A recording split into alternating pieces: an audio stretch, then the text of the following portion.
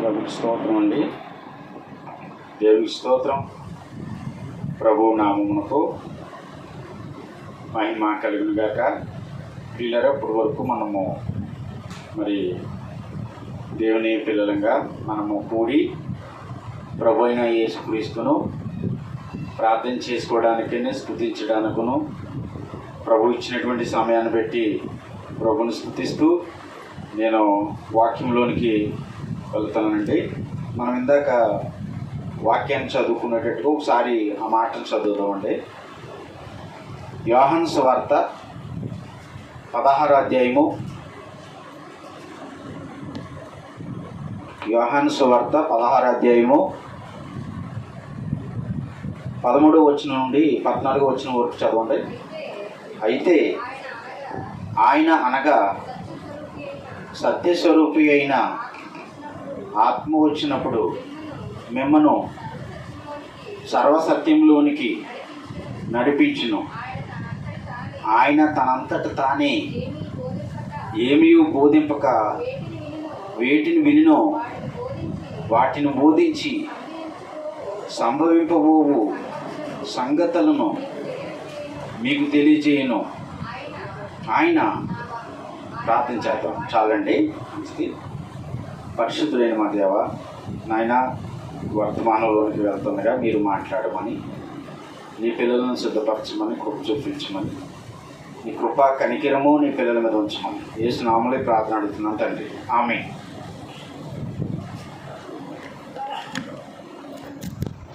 పిల్లరా, ఆలోచించండి. ఇది ఈ యొక్క ఆదివారము ప్రభు దేవుని సేవకుడిగా నాకు ఇచ్చినటువంటి ఇది వర్తమానము.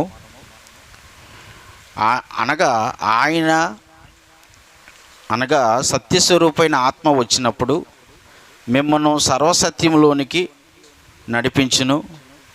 ఆయన తనంతట తానే ఏమీ బోధింపక వేటిని వినినో వాటిని బోధించి సంభవింపబోవు సంగతులను మీకు తెలియజేయను. అంటే ఇక్కడ పరిశుద్ధాత్ముడు వచ్చినప్పుడు ఏం చేస్తాడంటే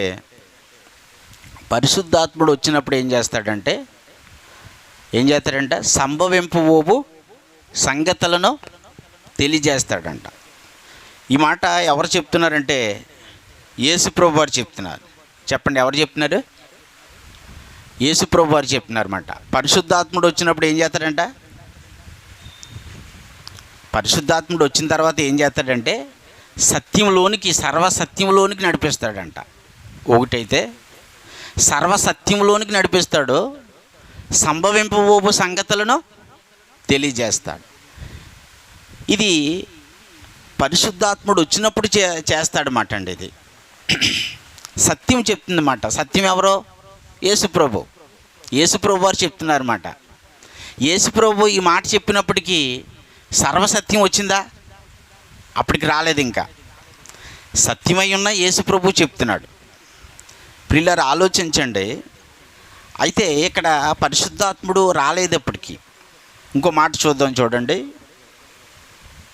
అపోస్తుల కార్యములు 1వ అధ్యాయము.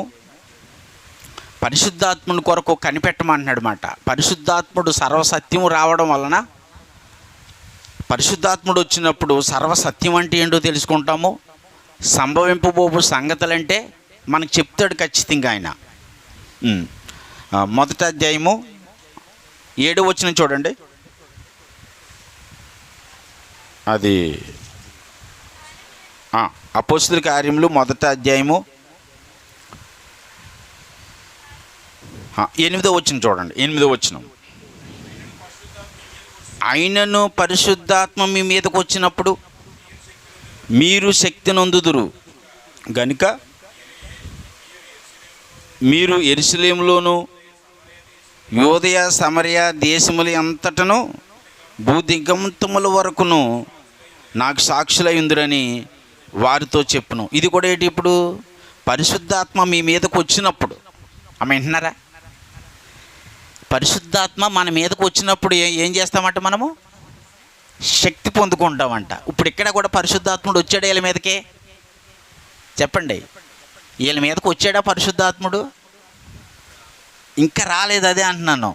మత్తయి, మార్కు, లూకా, యోహాను, ఇవి సువార్తలు. అప్పటికి సంఘకాలం ఇంకా రాలేదు, అప్పటికి సర్వసత్యం రాలేదు. సత్యం ఉంది. సత్యం అంటే ఎవరు చెప్పండి, చెప్పండి. సత్యం అంటే ఎవరు? సత్యం అంటే ఎవరు? సత్యం అంటే యేసుప్రభు. అదే ఇప్పుడు నేను ఎందుకంటే అడుగుతున్నానంటే, ప్రశ్న ఎవరన్నా వేసారనుకో, ఏమి తెలియనిలోనుడే, ఏమి తెలియని వాళ్ళే, ఇటు భిన్నమైనటువంటి బోధన బోధిస్తున్న వాళ్ళే ప్రశ్నలు వేసేస్తున్నారు. ఇప్పుడు అలాంటి ప్రశ్నలు వేసినప్పుడు మనం చెప్పలేకపోయామనుకో, లేకపోతే అది ఏదన్నా చెప్పాడు అనుకో, దానికి మనం అడగకపోయామనుకో, అతను చెప్పిందే సత్యం అవుతుంది, అది అవ్వదు కదా. కాబట్టి నేను ఎందుకు చెప్తున్నట్టు, సత్యం అనగా ఏంటంటే యేసు ప్రభు అనాలన్నమాట. ఈ మత్తయి, మార్కు, లూకా, యోహాన్ ఇక్కడ యేసు ప్రభు గురించి ఆ భక్తులు చెప్తున్నారన్నమాట. అప్పటికి యేసు ప్రభు యొక్క జీవిత చరిత్ర. యేసు ప్రభు శరీరధారిగా ఉన్నాడన్నమాట, ఆయనే సత్యము. పిలాతుతో అంటాడు కదా, పిలాతు కూడా సత్యమని యేసు ప్రభుని ఏమంటాడంటే సత్యమని ఒప్పుకుంటాడనమాట. ప్రియులారా, ఆలోచించండి. ఈ మత్తయి, మార్కు, లూకా, యోహాను, ఈ అపోస్తుల కార్యాలు జరిగేటప్పటికి ఇక్కడ మొదటి అధ్యాయంలోనికి కూడా సర్వసత్యం రాలేదు. సర్వసత్యము వచ్చిన ఆ పరిశుద్ధాత్ముడు ఇంకా రాలేదు అప్పటికి. నిజంగా మనము ఒక విషయాన్ని మనం స్పష్టంగా తెలుసుకున్నప్పుడు దానిలో నుండి మనకి ఆనందం అనేది వస్తుంది, దానిలో నుండి మనకి సంతోషం అనేది వస్తుంది అన్నమాట అండి. ఇక్కడ చూడండి, చాలామంది ఏం చెప్తారంటే, ఇప్పుడు మత్తయి సువార్త ఉంది కదా, మలాకీ తర్వాత మత్తయి సువార్త ఉంటుంది కదా, ఏంటి తమ్ముడు, అక్కడి నుంచి ఏమంటారంటే కొత్త నిబంధన అనుకుంటారు. కొత్త నిబంధన రావడానికి చెప్తున్నాడు అన్నమాట. అప్పుడు కొత్త నిబంధన కాదు, అది అక్కడ రాయబడి ఉంటుంది. కొత్త నిబంధన వస్తుందని చెప్పాడు అన్నమాట. మలాకీ దాటిన తర్వాత పాత నిబంధన కొత్త నిబంధనకి మధ్యన ఒక పేజీ ఉంటుంది కదా, కొత్త నిబంధన అంటారు. కొత్త నిబంధన ఎక్కడొచ్చింది? కొత్త నిబంధన సర్వసత్యం వచ్చిన తర్వాత అక్కడ కొత్త నిబంధన అనేది ఏంటంటే, ప్రియులారా, యేసు ప్రభు శిలువ మీదకి వెళ్ళిపోయిన తర్వాత, సంపూర్ణం చేయబడిన తర్వాత, సంఘకాలం వచ్చిన తర్వాత కొత్త నిబంధన స్టార్ట్ అయింది. అంటే నిబంధన అంతా కూడా సంపూర్ణమైందన్నమాట. కాబట్టి మత్తయి, మార్కు, లూకా, యోహాను ఇదంతా కూడా యేసు ప్రభు వారి గురించి భక్తులు ప్రకటించారన్నమాట సువార్త. దీనిలోని కూడా ధర్మశాస్త్రం ఉంది అప్పటికి. కాబట్టి చూడండి, కొత్త నిబంధన, సర్వసత్యము, వీటి గురించి మనకు అవగాహన తెలియాలన్నమాట. తెలియకపోతే ఏది చెప్పినా వెళ్ళిపోతామన్నమాట. అలా వెళ్ళకూడదు. అలా వెళ్తే మనం మోసపోతాం. ఇప్పటికీ మోసపోతున్నారు చాలామంది. నేను చెప్తున్నాను, ఏదో చదువు సంధ్య లేనోడు మోసపోవడం అంటే విధంగా ఉంటుంది, కానీ గొప్ప గొప్ప చదువుకున్న వాళ్ళే మోసపోతున్నారు. దేవుడు చెప్పాడు, ఏర్పాట్లు ఉన్నవారు సహితము కూడా మోసపోతారన్నాడు. పెద్ద పెద్ద చదువుకున్న వాళ్ళు కూడా మోసపోతున్నారు. కాబట్టి మనము టైం వేస్ట్ అవుతుంది మనకి. అలా ఉండకూడదు. ఎప్పుడు కూడా మనం నేర్చుకున్నది ఏంటంటే, ఒక క్రమ పద్ధతిలో ప్రభు ఏం చెప్పాడు బైబిల్ ప్రకారంగా నేర్చుకోవాలన్నమాట ప్రియులారా. తర్వాత మోసపోయిన తర్వాత మోసపోయేమే అని అనకూడదు. ఎందుకంటే మనం మోసపోవడానికి మనము అవివేకులం కాదు, మనము వివేకులము. ఎందుకంటే ఆదాము అవివేకి,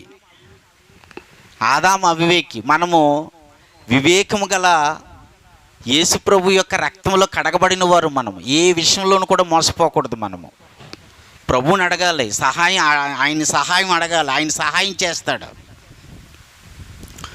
ప్రియులారా, ఆలోచించండి. సత్యం వేరు, సర్వసత్యం వేరు.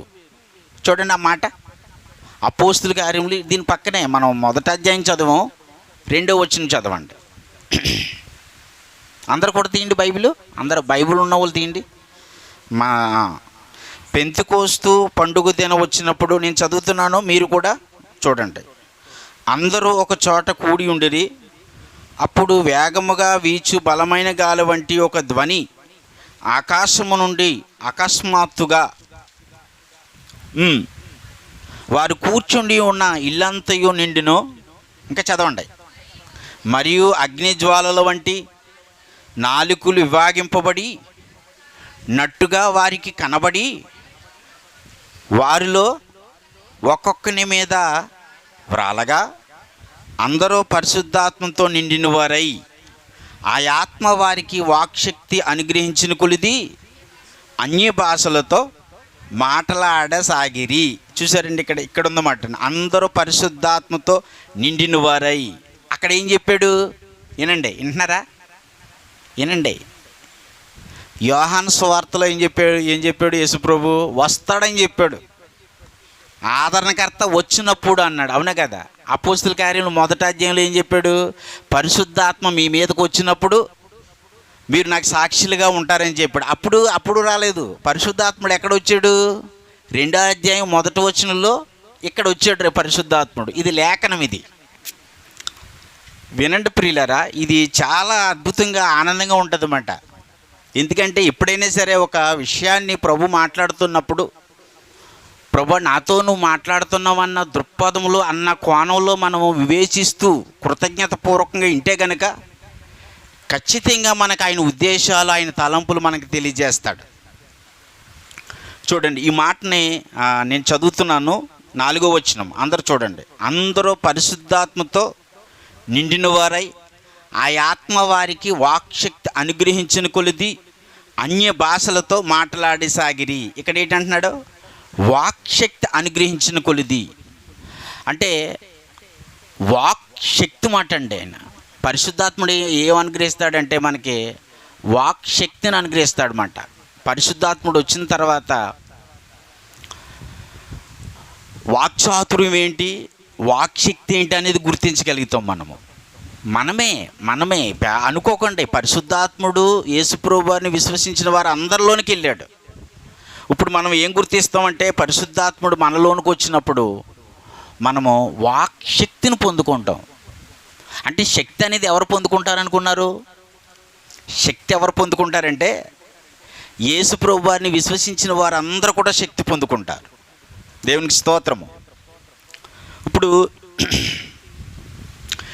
శక్తిని పొందుకుంటారు. అంత మాత్రమే కాదు, వారు ఏం చేస్తారంటే సర్వసత్యంలోనికి వెళ్తారన్నమాట. అద్భుతంగా ఉంటుంది ప్రియులారా. ఇప్పుడు ఇంతకే సత్యం అంటే ఏంటో తెలియాలి, సర్వసత్యం అంటే ఏంటో తెలియాలి. ఇప్పుడు సర్వసత్యంలోనికి వెళ్ళకుండానే ఇది సత్యం సత్యం సత్యం అంటున్నారు. కాబట్టి ఆలోచించండి, మనకి ఎప్పుడు సర్వసత్యం అనేది బయలుపరచబడుతుందంటే, ఏమండి, ఎప్పుడు సర్వసత్యం బయలుపరచబడుతుందంటే యేసుప్రభు వారిని విశ్వసించినప్పుడు. చూడండి ఆ మాట, అపోస్తుల కార్యములు 10వ అధ్యాయం 43వ వచనము. అపోస్తుల కార్యములు 10వ అధ్యాయం 43వ వచనం చూడండి. ఆయన యందు విశ్వసించిన వాడు ఎవడో వాడు ఆయన నామమూలముగా పాప క్షమాపణ పొందునని ప్రవక్తలందరూ ఆయన గూర్చి సాక్ష్యం ఇచ్చుచున్నారనను. జాగ్రత్తగా వినండి. ప్రవక్తలందరూ కూడా ఎవరి గురించి సాక్ష్యం ఇస్తున్నారు చెప్పండి? ప్రవక్తలందరూ ఎవరి గురించి సాక్ష్యం ఇస్తున్నారు? చదివారు కదా మాట, చదవండి అమ్మా, చెప్పండి. ఎవరి గురించి సాక్ష్యం ఇస్తున్నారు బుజ్జి? అది నోటితో పలకండి అంటున్నాను నేను అనేది అదే. నోటితో పలకపోతే అసలు మీకు అర్థమవుతుందో లేదో నాకు ఎలా తెలుస్తుంది చెప్పండి?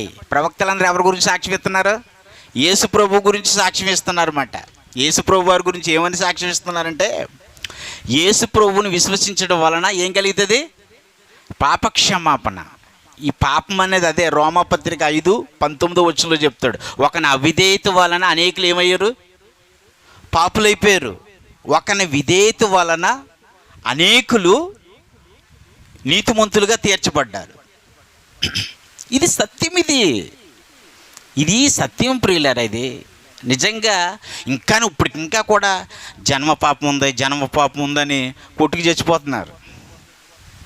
వాళ్ళకి సత్యం యేసుప్రభు అర్థమయ్యాడు, కానీ సర్వసత్యంలోనికి వెళ్ళలేదు. తమ్ముడు అర్థమైంది అయితే? ఇప్పుడు జన్మ పాపం ఉన్నది, ఎన్ని వచ్చినాలు 100 రిఫరెన్సులు ఉన్నాయి ప్రియులారా. సత్యం అర్థమైంది అంటే యేసుప్రభు అర్థమయ్యాడు, కానీ వీళ్ళకి సర్వసత్యంలోనికి వెళ్ళలేదు. వెళ్ళలేదంటే వీళ్ళకి ఇంకా బైబిల్ ఇంకా తెలియలేదు పూర్తిగా, ఇంకా తెలుసుకోవాల్సింది ఉంది. యేసు ప్రభు వారిని విశ్వసించిన వారందరికీ పాపక్షమాపణ కలుగుతుందన్నమాట అండి. పాపక్షమాపణ కలుగుతుంది అంటే ఏనండి, యేసు ప్రభు వారిని విశ్వసించిన వాడు ఎంత తేలిగ్గా వచ్చేస్తున్నాడంటే ఏనండి, ఇది రక్షణ చాలా భారం అనుకుంటున్నారు చాలామంది. ఇప్పుడు ఆదాము పాపం చేశాడా? విన్నారు బుజ్జి, అర్థమవుతుందా? ఆదాము పాపం చేశాడు. పాపం చేసిన బట్టే కదా మనుషులందరూ పాపులయ్యారు లేఖనాలను పెట్టి. ఓకేనా? మనం అందరూ నేర్చుకుంటున్నది. ఓకేనా? రైట్. ఇప్పుడు నేను అంటున్నాను, ఆదాము చేసిన పాపాన్ని పెట్టి పాపాలు చేస్తున్నాడు మనిషి. నెక్స్ట్ ఎక్కడికి వెళ్ళిపోతున్నాడు అంటే ఈ పాపాలను పెట్టి నరకానికి వెళ్ళిపోతున్నాడు. ఇప్పుడు యేసు ప్రభు ఎంత మంచివాడు అంటే మనిషి చేసే పాపాలను చూడలేదు. ఆడు పాప నియమమును బట్టి పాపములు చేస్తున్నాడో నరకానికి వెళ్ళిపోతాడని యేసు ప్రభుకి అర్థమైంది. అర్థమై ఏం చేశాడంటే మరలా శరీరధారిగా వచ్చి మనుషులు పోలికగా పుట్టి దాసుని స్వరూపం ధరించుకుని, చూడండి ఆయన ఎంత మంచివాడో చూడండి. యేసు ప్రభు మంచితనాన్ని అర్థం చేసుకోవాలి. ఆయన ఎంత మంచివాడో చూడండి ఎలా వచ్చాడో. మనోడు ఏమి జయించలేడు, పాపాన్ని జయించలేడు. పరిశుద్ధుడిగా నీతిమంతుడిగా పరలోకానికి వెళ్ళి స్వర్గానికి వెళ్ళే చాయిస్లు ఏమి లేవు. ఉన్నాయంటారా? లేవు. యేసు ప్రభు ఎలా చేయించాడంటే మనుషులు పోలికగా పుట్టి మనుషుల పాపాలు అపరాధాలన్నీ కూడా సిలువ మీదకు పట్టుకుని వెళ్ళి మేకులతో సిలువేయబడి, విన్నారా? ఇక్కడే ఉన్నారా? సిలువేయబడి ఆయన సమాధి చేయబడి తిరిగి 3 దినాలు లేచాడు. వినండి, ఇప్పుడు ఆయన వెల చెల్లించాడు. మన పాపముల కొరకును రోగాలకు కొరకు కూడా వెల చెల్లించాడు. వెల రెడీగా ఉంది. ఇప్పుడు వింది రెడీగా ఉంది. ఇక్కడ యేసు ప్రభువుని విశ్వసించి అంగీకరించి రక్షణ పొందుకుని బాప్తిసం తీసుకుని సంఘంలో చేర్చి ఆయన శరీరం ఆయన రక్తం, ఇక్కడ విందు రెడీగా ఉంది. అసలు ఇది ఉన్నదంటేనే, ఆయన శరీరం ఆయన రక్తం ఉన్నదంటేనే దానికి కారణం ఏంటి? వినోద్, ఇప్పుడు ప్రభు శరీరము రక్తం ఉన్నదంటే దీనికి కారణం ఏంటి? పూజే సిలువేయబడ్డాడు, నీ పాపముల కొరకు ఆయన చనిపోయాడు, నల్లగొట్టబడ్డాడు. ఇదిగో ఆయన శరీరము ఆయన రక్తం ఇక్కడ ఉన్నదని దీనికి సిద్ధపడి ఉంది.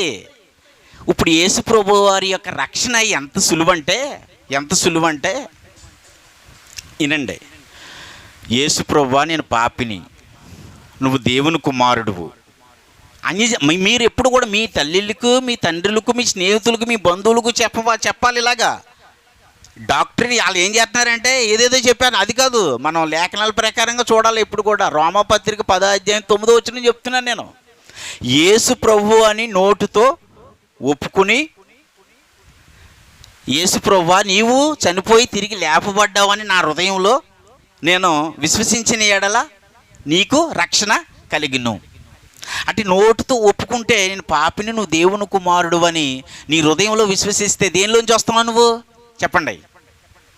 ఆదాము పాపములోంచి నరకములోంచి తప్పించబడుతున్నాడు మాట యేసు ప్రభువుని విశ్వసించిన వ్యక్తి. రక్షణ సులువు కాదా చెప్పండి? ఏమండి, రక్షణ సులువు కాదా? చాలా సులువు. అందుకని యేసు ప్రభు ఏమన్నాడంటే, ప్రయాసపడి భారం మోసుకున్న సమస్త జనులారా నా యొద్దకు రండి, నేను మీకు విశ్రాంతిని కలగజేస్తానన్నాడు. ఇంకేం చెప్పాడంటే, నేను సాత్వికుడును దీన మనసు గలవాడును, నా కాడి ఎత్తుకుని నా యొద్ద నేర్చుకునుడి, మీ ప్రాణములకు విశ్రాంతి కలుగుతుంది అన్నాడు యేసు ప్రభు చెప్పాడు. తర్వాత నా కాడి సులువును నా భారము తేలిక అన్నాడు. ఆయన ఇలా చెప్పాడు. ఇప్పుడు సులువు భారం ఏంటంటే విశ్రాంతి మాట. అంటే పాపములో ఉన్న వ్యక్తి నీతిమంతుడుగా తీర్చబడినప్పుడు, పరిశుద్ధుడుగా తీర్చబడినప్పుడు, దేవుని కుమారుడైనప్పుడు ఆ వ్యక్తి ఎక్కడికి వెళ్తున్నాడు అంటే విశ్రాంతిలోకి వెళ్తున్నాడు. విశ్రాంతిలోకి వెళ్ళడం అనేది సులువా కష్టమా చెప్పండి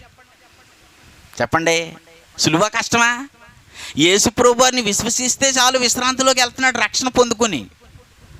ఇప్పుడు నిజంగా ఏం చేస్తున్నారంటే, ఇప్పుడు విశ్రాంతి ఉంది యేసు ప్రభు గురించి. ఆయన ఏమన్నాడు, నా కాడి ఎత్తుకుని నా యొద్ద నేర్చుకుంటే మీ ప్రాణములకు విశ్రాంతి అన్నాడు కదా. ఇప్పుడు కూడా చాలామంది ప్రార్థన చేస్తారు, ఎన్నెన్నో శ్రమలు భరించి మేము పరలోక రాజ్యంలోనికి వెళ్ళాలి ప్రభువా అంటే పరలోకానికనే పరలోక రాజ్యం గురించి కూడా వ్యత్యాసం తెలియడం లేదు. ఎంత అయోమయంలో ఉన్నారో చూడండి. పరలోకము, పరలోక రాజ్యము. రాజ్యం అంటే ఏంటి? సంఘము. ఇప్పుడు సంఘంలోనికి వచ్చారు మీరు. మీరు వచ్చిన మీరు ఎవరి గురించి నేర్చుకుంటున్నారు? క్రీస్తు గురించి నేర్చుకుంటున్నారు. క్రీస్తు అంటే కాడి. నా కాడి ఎత్తుకుని నా యొద్ద నేర్చుకునుడి. ప్రాణం అంటే ఏంటి? మీ శరీరము. శరీరాలుగా ఉన్న మీరు ఏం చేసుకుంటున్నారు? ఏం చేస్తున్నారు? ఇప్పుడు వాక్యం అనే కాడి ఎత్తుకుంటున్నారు. మీరు ఎత్తుకున్న ఈ క్రమంలో మీకు ఏమొస్తుంది? విశ్రాంతి వస్తుంది. ఎన్నెన్నో శ్రమలు భరించి మనం పరలోక రాజ్యంలోనికి వెళ్ళాలి. ఇప్పటికి ఇంకా ఏడిపే వాళ్ళు ఇప్పటి నుంచో స్టార్ట్ చేశారు ఏడుపు. ఇప్పటికి కూడా ఆగలేదు.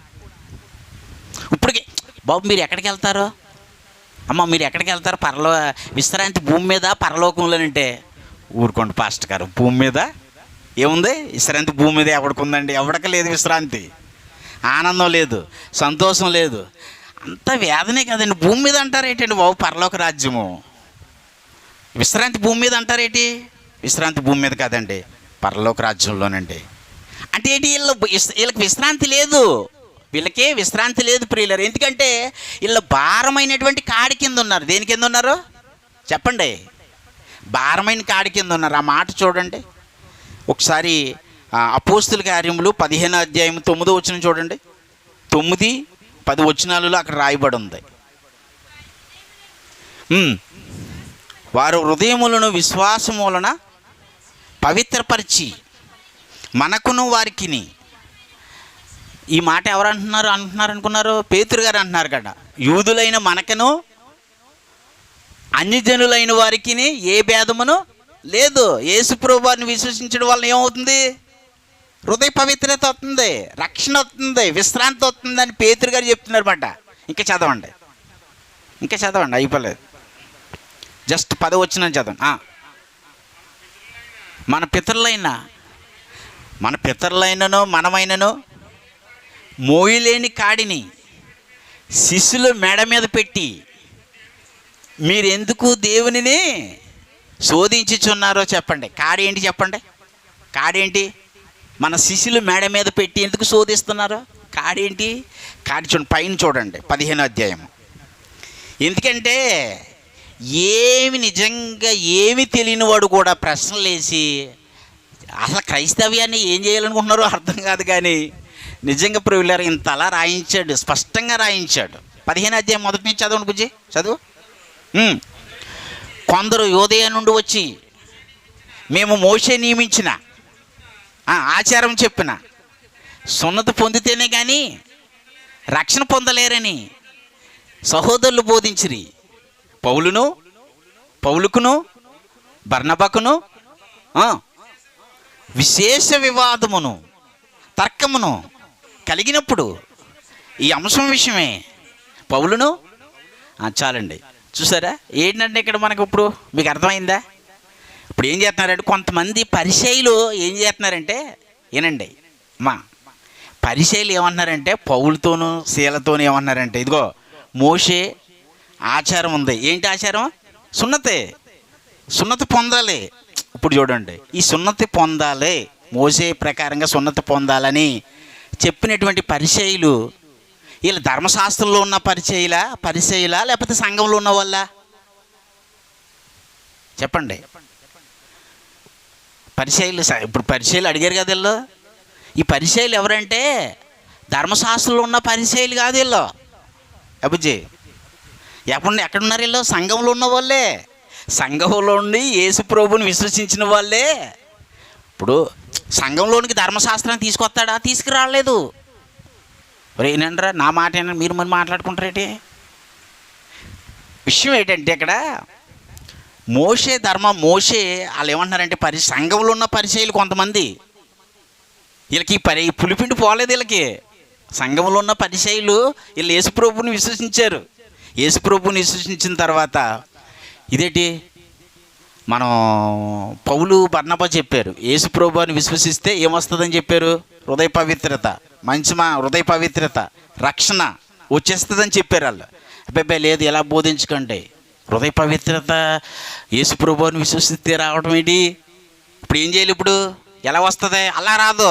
మోసే నియమించినటువంటి సున్నతి పొందాలని చెప్తున్నారు వీళ్ళు. ధర్మశాస్త్రం. మోషే ఎవరో ధర్మశాస్త్రం ప్రవేశపెట్టాడు కదా, సున్నతి పొందాలని ఓ పెద్ద తర్కము వివాదం జరిగింది. గ్రహింపు లేకపోతే ఇలాగ వివాదాలు జరుగుతాయి, గొడవలు జరుగుతాయి. సోషల్ మీడియా అంతా అలా జరిగింది, కానీ మనం దానిలో లేవు. దేవునికి స్తోత్రం. అప్పుడు మోషే, బర్నబా, పౌలు గారు చాలా గట్టిగా అడిగారు ప్రియులారా. అంటే చివరికి ఈ అంశం ఎక్కడికి వచ్చిందంటే పేతురు గారి దగ్గరికి వచ్చింది. పేతురు గారు ఫైనల్ చేస్తున్నాడు అనమాట. ఏం చేస్తున్నాడు, ఇదేంటి మీరు ఇలా దెబ్బలాడుకుంటారేంటి, నాకు ఒక దర్శనం వచ్చింది కదా ఆల్రెడీ. నేను కొర్నేలి కుటుంబానికి నేను 10 ఆజ్ఞలో యేసుప్రభు గురించి చెప్పినప్పుడు వాళ్ళందరూ విశ్వసించారు. విశ్వసించిన వారందరిలోనికి పరిశుద్ధాత్ముడు వెళ్ళాడు, వాళ్ళకి రక్షణ వచ్చింది. కాబట్టి సున్నతతో మనకి సంబంధం లేదు. యేసుప్రభు అని విశ్వసించిన ప్రతి ఒక్కడికి ఏమవుతాడు, పవిత్రుడు అవుతాడు, నీతిమంతుడు అవుతాడు, అతడు విశ్రాంతి పొందడానికి అర్హుడని చెప్పాడు అన్నమాట. ఆనాడు సంఘంలో ఉన్న పరిసయ్యులు ఎలాగైతే మోషే ఆచారాన్ని ఎలా అయితే ప్రవేశపెట్టారో, ఇప్పుడు కూడా ప్రతి సంఘంలోని కూడా తెలియకుండానే మోషే నుండి వచ్చినటువంటి 10 ఆజ్ఞలు ప్రవేశపెడుతున్నారు అన్నమాట. ధర్మశాస్త్రాన్ని ప్రవేశపెడుతున్నారు, అంటే సున్నతి ఆచారాలు ప్రవేశపెట్టేస్తున్నారు. అలా గ్రహింపు లేకుండా వెళ్ళిపోతున్నారు. వీళ్ళు ఎందుకనంటే గ్రహింపు లేదు, వీళ్ళు సత్యంలో ఉన్నారు అంతే, కానీ సర్వసత్యంలోనికి వెళ్ళలేదు. దేనిలో ఉన్నారు, సత్యం. యేసుప్రభు తెలిసి అంతే, వీళ్ళకి సర్వసత్యము తెలీదు. సర్వసత్యంలోనికి వెళితే చాలా అద్భుతంగా ఉంటుంది ప్రియులారా. సర్వసత్యంలోనికి వెళితే అద్భుతంగా ప్రతి దానిని వివేచించగలుగుతారు. చెప్పండి, వివేచించి మాట్లాడగలుగుతారు. మీకు తెలిసిన ఆత్మ నుండి వరాలు వస్తాయి. ఆత్మ నుండి ఎన్ని వరాలు చెప్పాడు కొరింథీ పత్రికలో. వివేచించే వరము, బోధించే వరము, పరిచర్య చేసే వరము, ఉపదేశించే వరము, ఎన్ని వరాలు ఉన్నాయి. ఆ వరాలు ఏం పొందుకోవటం లేదు వీళ్ళు.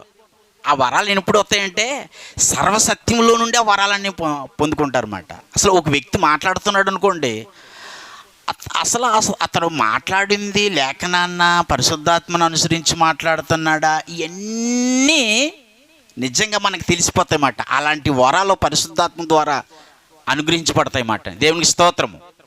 అలాంటి వివేచించే వరాలు ప్రభు మీకు అనుగ్రహించును గాక.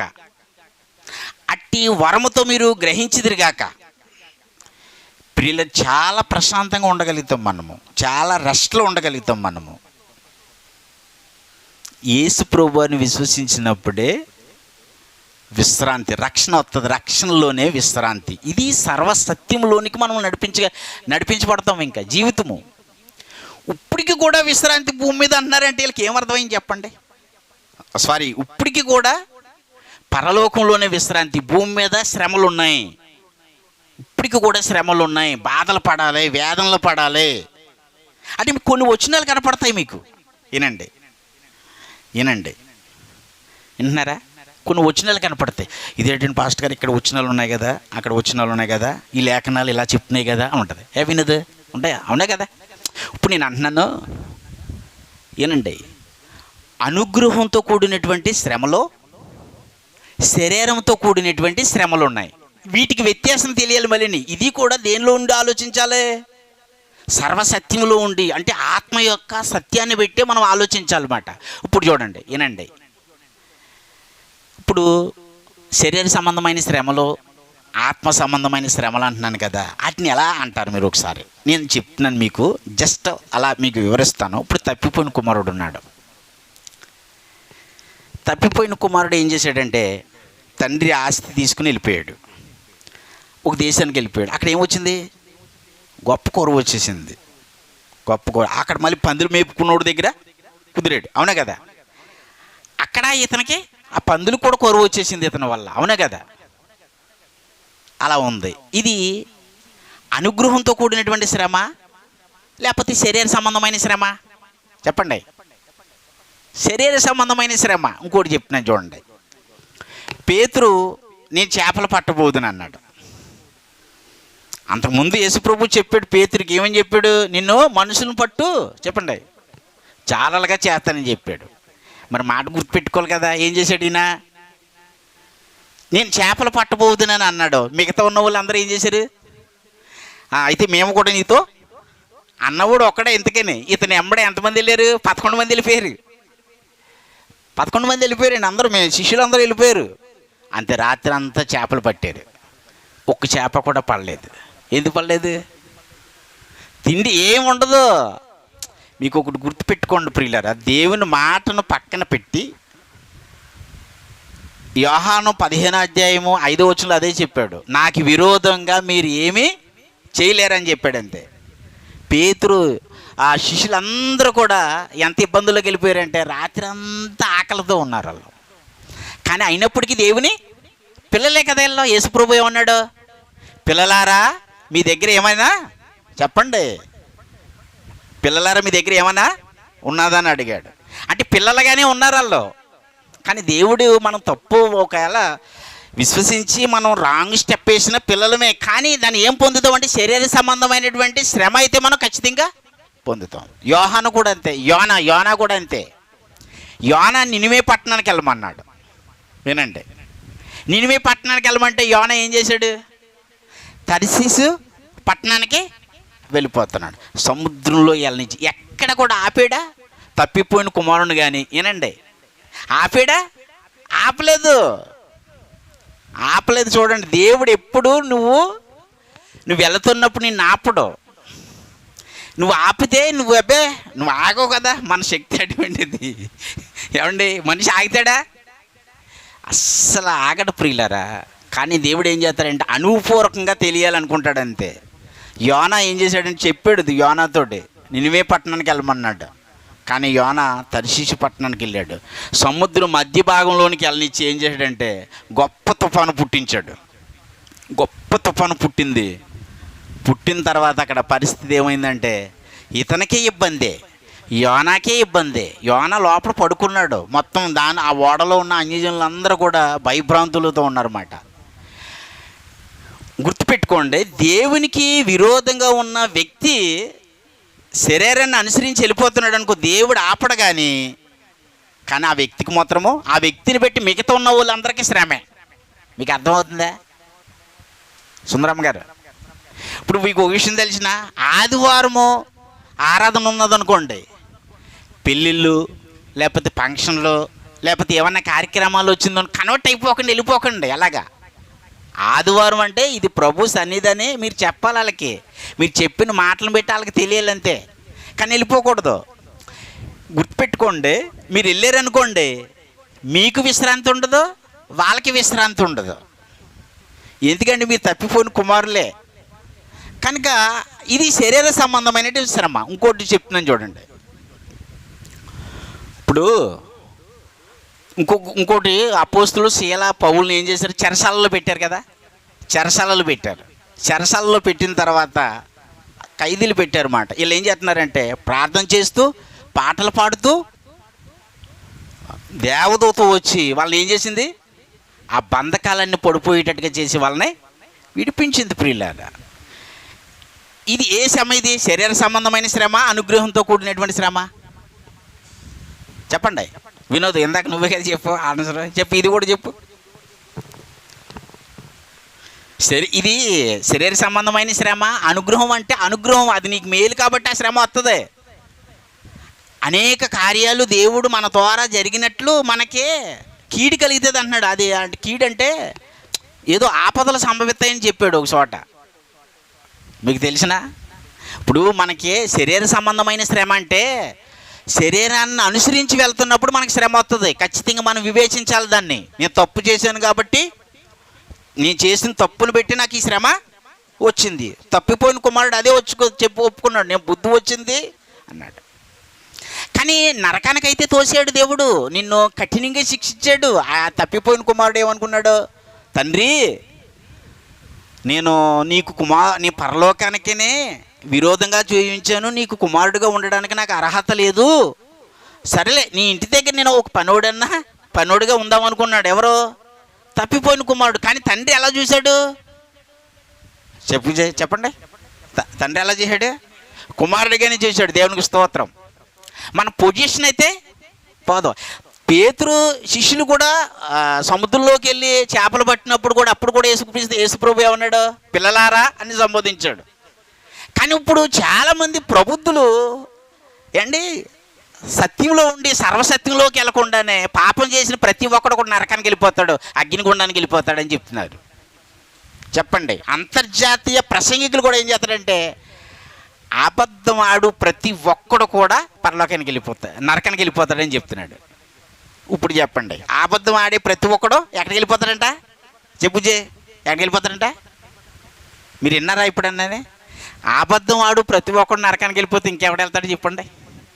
అంటే వీళ్ళ దృష్టిలో ఏంటంటే పాపం చేసే ప్రతి ఒక్కడు కూడా నరకానికి వెళ్ళిపోతాడు అని చెప్తున్నాడు. అలా పాపం ఎందుకు చేస్తున్నాడు అన్న పాయింట్ తెలీదు. ఇప్పుడు నేను ఉన్నాను, నరకానికి వెళ్ళిపోడో, శిక్షించబడతాడో, తర్వాత దేవుడి దగ్గర తెచ్చుకుంటాడని చెప్తున్నాను. మళ్ళీ ఇప్పుడు దీన్ని ఎలా చెప్తున్నారు అనుకోండి, చాలామంది ప్రబుద్ధులు, కార్పొరేట్ బోధకులు కానీ పెద్ద పెద్ద బోధకులు వాళ్ళు ఎలా చెప్తున్నారంటే ఇదిగో పేతురు ఏదో కొరియా బోధ పట్టుకో, కొరియా బోధ ఇది బైబిల్లో ఉందరండి ఆయన, మీకు కనపడక మీకు గ్రహింపు లేక అలా వెళ్ళిపోతున్నారు అంతే. ఇది కొరియా బోధ ఇది అంటున్నారు. ఇది అంటే వాళ్ళ దృష్టిలో ఏంటంటే ప్రతి ఒక్కడు కూడా సందీప్ ఉన్నవాడు కదా, తమ్ముడు ఏంటంటే అన్నయ్య నువ్వు పాపం చేసే ప్రతి ఒక్కడు కూడా నరకానికి వెళ్ళిపోతాడు, నువ్వు ఒప్పుకోనయ్యో బాబు, నువ్వు ఒప్పుకో నేను వచ్చేస్తాను సన్నిధికి. అంటే పాపం చేసి అబద్ధం ఆడే ప్రతి ఒక్కడు కూడా నరకానికి వెళ్ళిపోవాలంట, ఒప్పుకోవాలంట. నేను బైబిల్ ఒప్పుకుంటుందా? ఇది గ్రహింపు లేక వెళ్ళిపోతున్నారు అంతే ప్రియులారా. కానీ సత్యంలో ఉన్నారు, వీళ్ళు కూడా కుమారులే. కానీ సర్వసత్యంలోనికి వెళితే అసలు అవతల వ్యక్తి ఏంటో అనేది అప్పుడు తెలితే మొబ్బిడిపోద్ది, ఒక్కొక్కరికన్నా మొబ్బిడిపోద్ది అంతే. కానీ వీళ్ళకి ఏమి ఇడుతలేదు, వీళ్ళకి బయట అవమాన పాలైపోతున్నాయి ప్రియులారా. నిజంగా శరీర సంబంధమైనటువంటి శ్రమలేంటి, ఆత్మ సంబంధమైన శ్రమలు ఏంటి అనేది వివేచించాలంటే మనకి సర్వసత్యంలోనికి వెళ్ళాలి. సర్వసత్యంలోనికి వెళుతున్నప్పుడే వీటిని గ్రహించగలుగుతాం. చూడండి, ఇందాక మనం చదువుకున్నాం కదా అపోస్తలుల కార్యములు 15వ అధ్యాయంలో, సంఘంలో ఉన్న పరిసయ్యులకిని పౌలుకును బర్నబాకును ఏమవుతుంది విశేష తర్కం అవుతుందా లేదా? అది ఇక్కడ ఇందాకేమన్నా తర్కం అవుతుంది కదా. అంటే నువ్వు పరిచయలు అనుకుంటున్నావు కదా తమ్ముడు, ఇది పరిచయలు కాదు, వీళ్ళు ధర్మశాస్త్రంలో ఉన్న పరిచయలా కాదు, సంఘంలో ఉన్న పరిచయలు. సంఘంలో ఉన్నవారే యేసుప్రభువుని విశ్వసించారు. యేసుప్రభువుని విశ్వసించిన వీళ్ళు మోషే సిద్ధాంతాన్ని కూడా ప్రవేశపెట్టవచ్చు కదా అని అంటున్నారు వీళ్ళు. తమ్ముడు అర్థమైంది నీకే? మోషే సిద్ధాంతాన్ని కూడా ప్రవేశపెట్టవచ్చు కదా అన్నారు. లేదు, అలా పెట్టకూడదని పౌలు బర్నబా ఖండిస్తున్నారు. బహు తర్కం జరిగింది. తర్కం దేని బట్టి జరిగింది? సత్యాన్ని బట్టి తర్కం జరిగింది. మంచిదే కదా. అక్కడ కలిసింది ఏంటనుకున్నారు? తర్వాత సత్యమే కలిసింది. పరిసయ్యులు ఒప్పుకున్నారు, పేతురు గారు చెప్పినప్పుడు నిజమే. కావాలంటే చూడండి ఆ మాట, అది చూపించాను నిన్న మీకు. 12వ అధ్యాయం చదవండి, అపోస్తలుల కార్యములు 15వ అధ్యాయము. ఎప్పుడు కూడా సత్యాన్ని ప్రకటిస్తున్నప్పుడు అంగీకారం అనేది అంగీకరిస్తారన్నమాట. సత్యం లేనప్పుడు అంగీకరించడం. అది చూసారా, అంతటా సమూహం అంతయు చెప్పండి ఊరకుండి. ఇంకా చదవండి.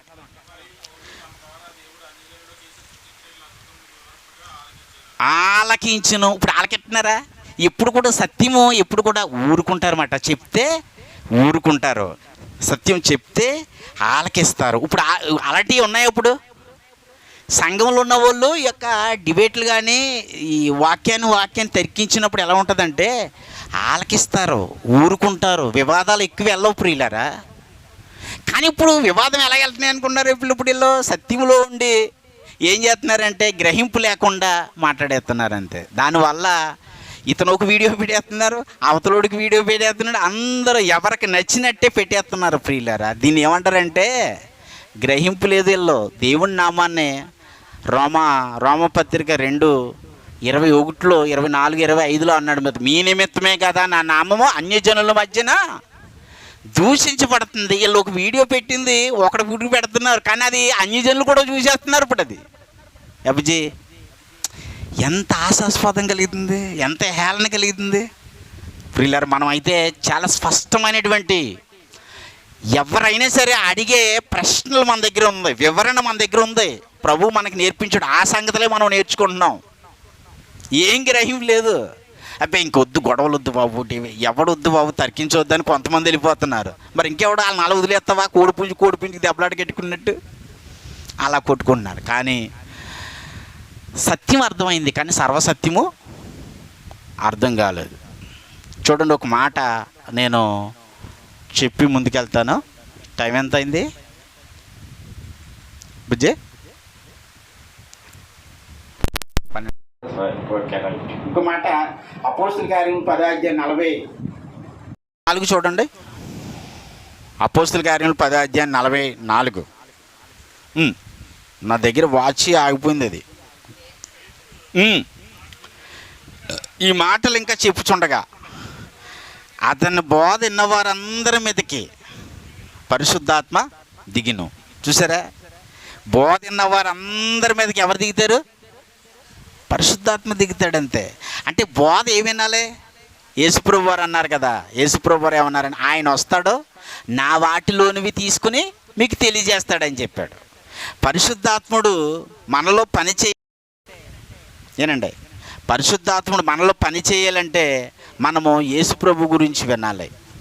అతని బోధ విన్నవారందరి మీదకి ఎవరు దిగారు చెప్పండి? అది అక్కడ ఉంది మీనింగ్, అక్కడ ప్రశ్న ఉంది. బోధ అంటే ఏముండే? బోధలో ఎవరు ఉండాలి చెప్పండి? బోధలో ఎవరు ఉండాలి? యేసుప్రభు ఉండాలి. బోధలో యేసుప్రభు ఉంటేనే పరిశుద్ధాత్ముడు పని చేస్తాడు. అర్థమవుతుందా? బోధలో యేసుప్రభు లేకపోడు అనుకోండి, పని చేయడు. పరిశుద్ధాత్ముడు పని చేయడు. చెప్పినప్పుడు పని చేయడు, పరిశుద్ధంగా జీవించినప్పుడు పని చేయడు. అలాగే ఉన్నారు ఇప్పుడు బ్యాచ్ అంతా. అదే కదా ఇంతకు ముందు చెప్పాను నేను. కొరింథీ మొదటి పత్రిక 2వ అధ్యాయంలో పౌలు ఏమన్నాడో కొరింథీ సంఘానికి చెప్తున్నప్పుడు ఏమన్నాడు? నేను వాక్చాతుర్యాన్ని ప్రకటించడం లేదన్నాడు, నేను మనుషుల జ్ఞానాన్ని ప్రకటించడం లేదన్నాడు, ఇంకా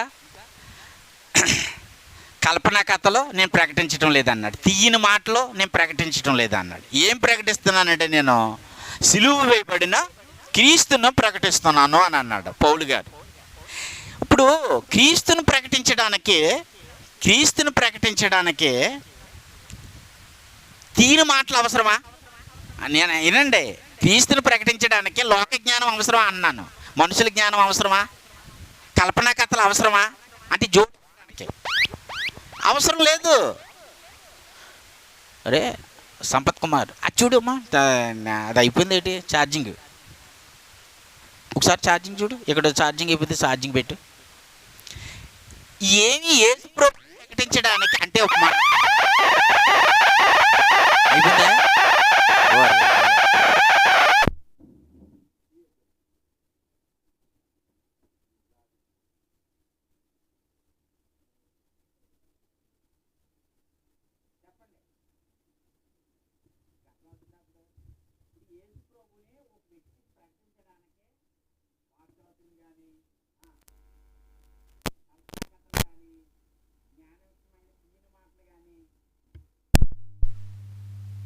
హలో, దేవునికి స్తోత్రం. చెప్పండి, ఇవన్నీ అవసరమా? కల్పనా కథలో తీయని మాటలో చాలామంది అవి చెప్తేనే కానీ యేసుప్రభుని చెప్పలేరు. మరి ఎందుకో కానీ ఇప్పుడు నేను ఉన్నాను, ఏ కథనా చెప్పానా చెప్పండి? ఏదైనా కథ వెళ్ళేనా? కృపనిధి గారు వినండి, ఇప్పుడు నేను చెప్పాను, ఏ కథనా చెప్పాను బుజ్జి, ఇప్పుడు నవ్వించానా మిమ్మల్ని? క్రీస్తుని కథ కానీ మీకు అర్థం కాలేదా ఏంటి? అర్థమైంది కదా? ఇది మాట ఇదేంటంటే ఏదో చెప్పాలి కదా, కథ చెప్పాలి, నవ్వించాలి, వాక్చాతుర్యం వాడాలి, ఇవన్నీ చెప్తున్నారు. యేసుప్రభు కూడా ఏమన్నాడంటే వాక్చాతుర్యము నేను వాడకుండినట్లు మీరు నా కొరకు ప్రార్థన చేయండి అన్నాడు. పౌలు గారు ఏమన్నాడంటే నేను ఒకవేళ వాక్చాతుర్యం కానీ వాడేస్తానేమో మీరు నా కొరకు ప్రార్థన చేయండి. వాక్చాతుర్యాన్ని చెప్పడానికి నేను రాలేదు, నేను ఏం చెప్పడానికి వచ్చానంటే సిలువ వేయబడిన క్రీస్తుని ప్రకటించడానికి వచ్చాను అన్నాను. వాక్శక్తిని ప్రకటించడానికి వచ్చి పరిశుద్ధాత్ముడు ఏం చేస్తాడంటే వాక్శక్తిని ప్రకటిస్తాడు. దేవునికి స్తోత్రము. వాక్శక్తిని ప్రకటిస్తాడు పరిశుద్ధాత్ముడు. వాక్శక్తిని మీరు ఎప్పుడైతే విన్నారో పరిశుద్ధాత్ముడు మీలో పనిచేస్తాడు ప్రియులారు. ఇప్పుడు పరిశుద్ధాత్ముడు చాలా మందిలో పని చేస్తలేదు. పాప క్షమాపణ వేరు, పరిశుద్ధాత్ముడు రావటం వేరు, పరిశుద్ధాత్మను పని చేయడం వేరు. పరిశుద్ధాత్మను పని చేసాడు అనుకోండి, చాలా అద్భుతంగా ఉంటుంది. అదే గలతీ 5:22. ఆత్మఫలం ఏమనగా ప్రేమ, సమాధానము. ఆత్మఫలం ఏమనగా ప్రేమ, సంతోషము, సమాధానము, సాత్వికము, దీర్ఘ 9 ఫలాలు. విషయం ఏంటంటే యేసు ప్రభువుని విశ్వసించిన వారు అందరిలోనూ చెప్పండి ఎవరున్నారు? పరిశుద్ధాత్ముడు ఉన్నాడు. కానీ పరిశుద్ధాత్ముడు పనిచేయడి తీరినే ఫలాలు అంటారు. విత్తనం నాటడం ఒక వంతు అయితే, ఆ విత్తనం మొక్కగా మారి తర్వాత ఫలాలుగా రావడం అనేది దానికి ఇంకో వంతు. అలాగా ప్రియులారా ఆలోచించండి. యేసు ప్రభు గురించి మనం నేర్చుకున్నప్పుడు నిజంగా పరిశుద్ధాత్ముడు మనలో పని చేస్తాడన్నమాట. ఆయన ఏం చేస్తాడంటే సర్వసత్యంలోనికి తీసుకెళ్తాడనమాట. అంటే మనుషులను వివేచించే వరం ఉంది. ఎప్పుడు అది పొందుకోవాలి మనము. వివేచించే వరం లేకపోయింది అనుకోండి, మనం ఏం చేస్తామంటే నిర్దోషిని దోషుడిగా దోషిగాను, దోషిని నిర్దోషిగాను ఏం చేస్తాం? వింటున్నారా? అది చాలా ప్రమాదం చిమ్మి. మీకు అది అర్థం కావాలి. వివేచన వరం లేకపోతే దోషిని నిర్దోషిగాని, నిర్దోషిని దోషిగా ఇచ్చేస్తాం. అది చాలా ఇబ్బంది. దావీదు అంతటి వాడే సౌలుని చంపడానికి అవకాశం వచ్చినప్పుడు ఏమన్నాడు దావీదు? దేవుణ్ణి అభిషేకించిన వాణిని నేను చంపుదునా, ముట్టుదునా, అతను చంపుతానా, నేను దేవుని అభిషేకం ఉంది అతనికి. ఇప్పుడు యేసుప్రభుని విశ్వసించిన వారిలో సేవకులందరూ యేసుప్రభుని విశ్వసించిన వారే. వాళ్ళలోనే రక్షణ ఉంది. నెక్స్ట్ పరిశుద్ధాత్ముడు ఉన్నాడు, వాళ్ళకి అభిషేకం ఉంది. పరిశుద్ధాత్ముడు అంటేనే అభిషేకం. ఏ సేవకుడిని కూడా తక్కువగా చేసి అంటే దూషణ మాటలు మాట్లాడకూడదు. ఇది వివేచన వరం. ఇది వివేచన వరం దేని పెట్టి వస్తుంది అంటే పరిశుద్ధాత్మని పెట్టి వస్తుంది. అది రావాలంటే ఇక్కడ క్రీస్తు గురించి స్పష్టంగా తెలియాలి మనకి. దేవునికి స్తోత్రము. వీళ్ళందరూ ఏంటంటే వాక్చాతుర్యం వాడేస్తున్నారు. టీవీ 9లో ఉన్న వాళ్ళు చెప్పేటట్టుగా చెప్పేస్తున్నారు వీళ్ళు. కాబట్టి ప్రియులారా, మనకి వాళ్ళ గురించి మనం కాదు, కానీ యేసు ప్రభు చాలా స్పష్టంగా ఉన్నాయి. లేఖన ఆధారణ పెట్టి మనం వెళ్ళాలి. ఎలాంటి వారికైనా సరే చెప్పడానికి చక్కటి వచనాలు, వివరణ మన దగ్గర ఉంది. కానీ చెప్తే అర్థం చేసుకునే గ్రహింపు లేదంతే. ఆ గ్రహింపు వాళ్ళకి అనుగ్రహించును గాక. దేవునికి స్తోత్రము. కాబట్టి నేను తర్వాత మిగతాది మాటలు నేను అందిస్తాను. కళ్ళు మూసుకొని ప్రార్థన చేస్తాను. చిన్న ప్రార్థన. పరిశుద్ధుడైన మా దేవ, కృప కలిగిన తండ్రి, నాయన సత్యము, సర్వసత్యము ఇది నాయన మీరు దీని గురించి మాకు వివరించారు నాయన. అందరూ సత్యంలోనే ఉన్నారు కానీ సర్వసత్యంలోనికి వెళ్ళడం లేదు. కాబట్టి నా తండ్రి నాయన చాలా ఇబ్బందుల్లోనికి వెళ్ళిపోతున్నారు. మీరైతే నా తండ్రి మాకు అనేక సంగతులు బయలుపరుస్తున్నందుకే నీకు స్తోత్రాలు చెల్లించుకుంటూ యేసు ప్రభు నామములో ఈ ప్రార్థన అడిగి పెట్టుకుంటున్నాను తండ్రి. ఆమేన్. ఓకేనండి. అందరూ మోకరించండి. మోకరించగలిగిన వాళ్ళు మోకరించండి. ప్రార్థన చేద్దాము. ప్రభు శరీరం కొరకు, ప్రభు రక్తం కొరకు కృతజ్ఞత పూర్వకంగా తీసుకోవడానికి మీరు సిద్ధపడి వచ్చారు.